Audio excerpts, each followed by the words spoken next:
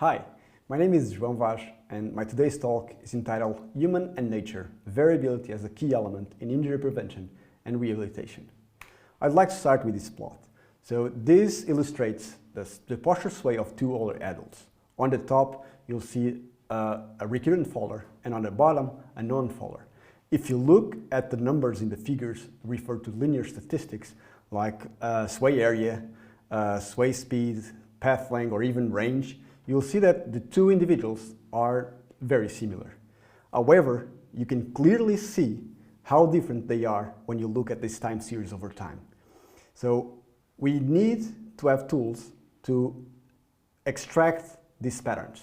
So my today's talk is about these patterns in time.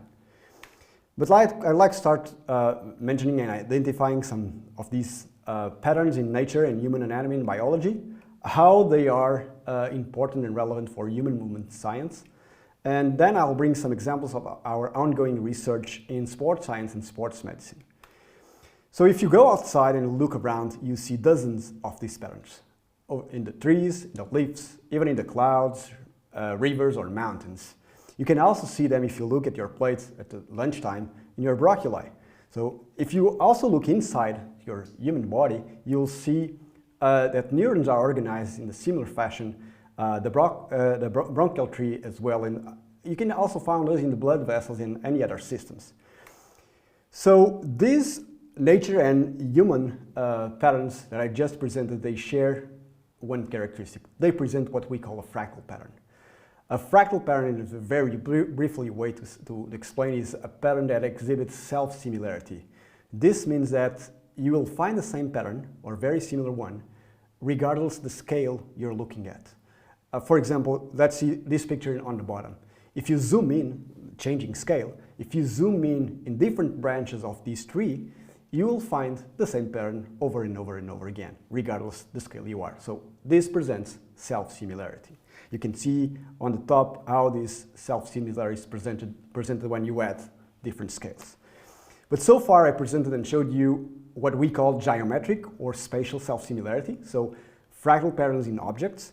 But in human movement, we are particularly interested in one important dimension, time. And we know from a lot of research since the 90s that fractal patterns are present in biological systems in time series from biological signals such as heart rate, neural activity, blood pressure, or even ventilation. And of course, in human movement, in particular gait and posture, or even force control. Sergio et al.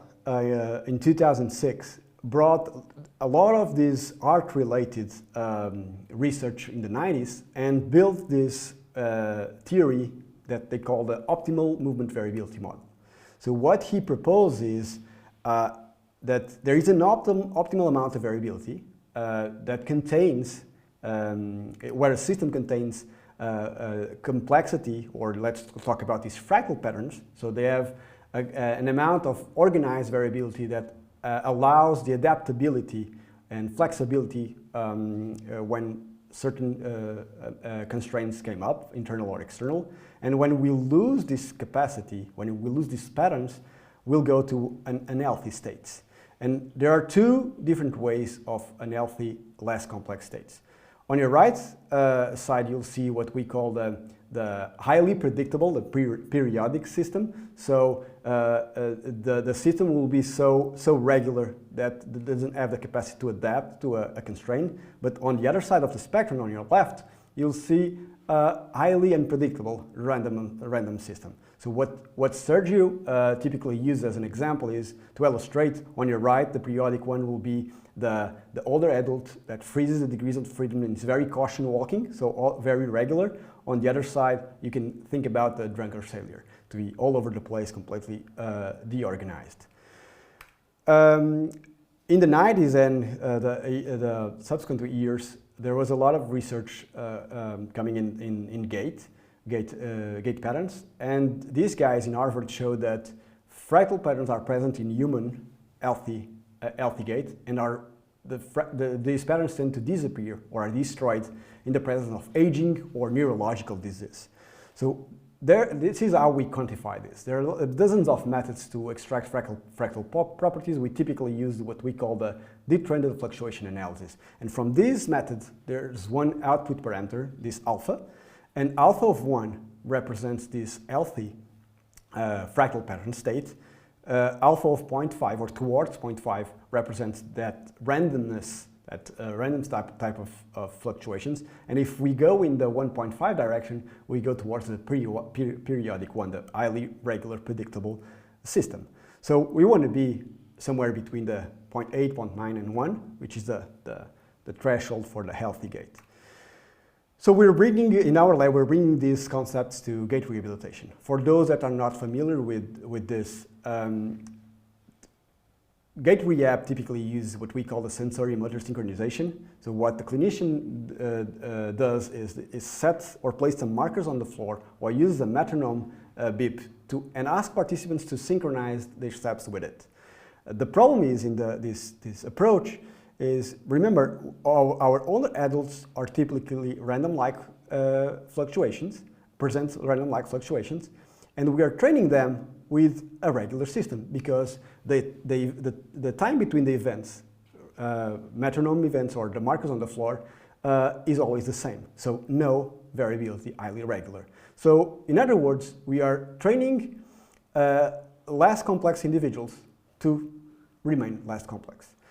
So what we propose here is, what about we bring this fractal aspect and incorporate within the metronome approach?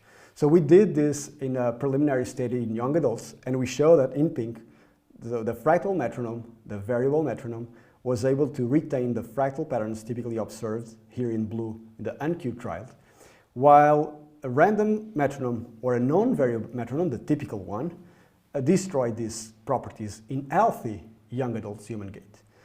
Then we moved to the clinical population. So we picked up some older adults that had the fractal patterns diminished, or this complexity patterns diminished. And when they walked to the non-variable typical 1 metronome, no changes were observed. But when they walked in sync to the fractal metronome, they were able to restore these properties. Importantly, and look at the right side of the graph, we observed a retention effect. So this, there was when we turned off the metronome, after 10 minutes of walking, they kept walking and they were able to retain the fractal properties they exhibit during the fractal metronome condition. And this didn't happen during the non-variable typical one. So this led us to think about and start running a randomized control trial, which is being conducted by these 2 PhD students. And due to COVID-19 restrictions, we were only able to get 1 subject so far, 4 weeks of training. And you can see in this particular subject, he was way below the threshold of healthy gait. And after 4 weeks of training, he was able to restore towards levels of complexity typically observed in healthy adults. Look at the right side of the graph. We also show evidence of retention after another 4 weeks of no training, so the follow-up measure. Of course, we'll need much more data to support this, but the results are exciting. On another aspect of my research, I'm bringing this concept of metronome, fractal metronome training to running. And this is because running also uses as a training approach a metronome to train cadence or even to restore function after injury or pathology.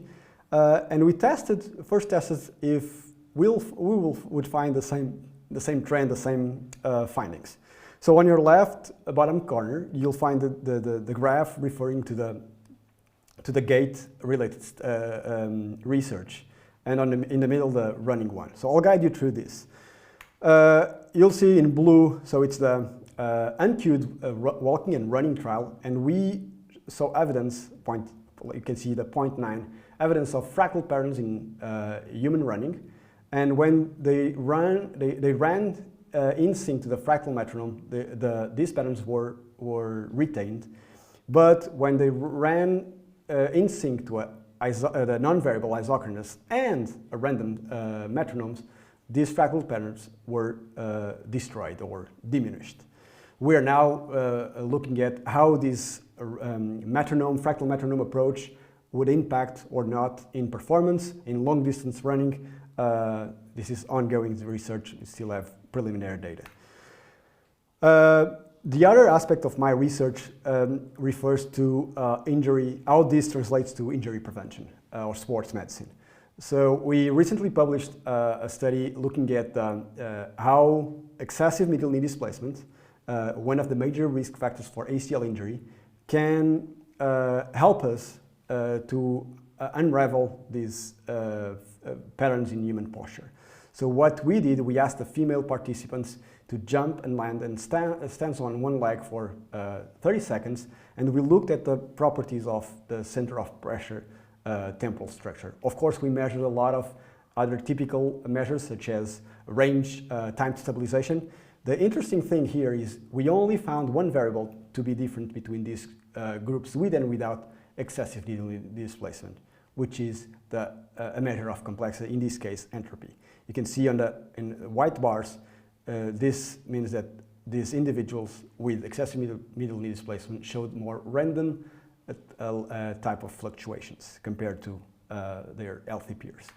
We recently did the same in hamstring strain injury during force control, isometric force control. We saw that the previously injured athletes showed more randomness compared to the non-injured.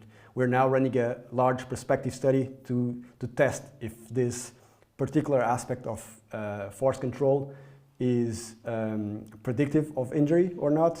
Maybe in 1 year we'll have interesting results. So how does our research fit in the surgery model?